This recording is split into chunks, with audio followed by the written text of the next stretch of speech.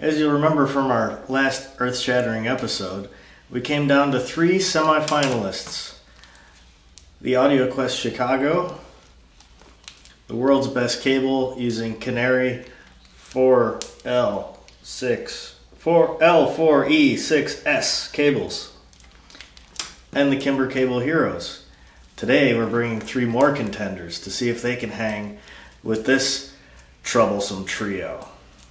And stepping into the squared circle for the first time in this event, the Audioquest Ruby,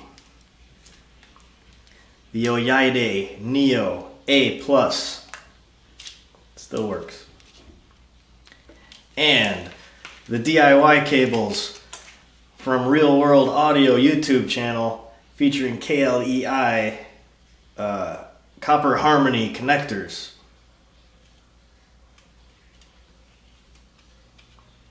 Who will win?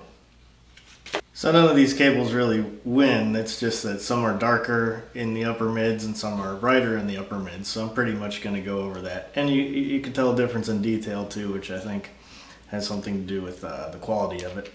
Okay, so I'm going to re-rank these from darkest to brightest now that we have 3 new contenders.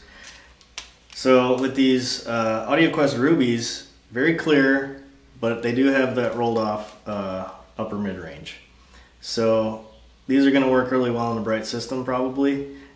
Same could be said for the oyaides, oyaide Neo A+. I thought that they would be, because I saw them recommended on some other YouTube video, I thought they would be like the cat's meow. But just like the Audioquest, they were also rolled off. Not as detailed as the Audioquest Rubies. The do-it-yourself ones, these are another cable that I'd really love to try in a solid state system or a system where I think these are kind of middle pack as far as balance, and so I think if your system is already balanced, these are well worth a try, because like real silver cables cost hundreds of dollars, and you can make these for literally less than $30, depending on what kind of connectors you put on the end of it. So, I think it's a worthwhile project, and I'm looking forward to trying them on a solid state setup. You can get the details on what to use and the background of these on the Real World Audio YouTube channel. Because if you are dealing with a brighter system, like I mentioned, or a harder sounding system, you're actually going to want to go towards the darker cables. In which case I would probably go with these Audioquest Rubies or the world's best cables using Mogami.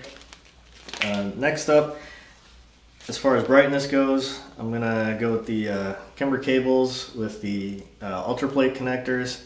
These are good and clear and bright, but I don't know, there's some intangible thing about it. When I was listening to this test track by Damien Gerardo called Harbor View, and I just didn't feel the emotion. I don't know why when I had these cables in the system.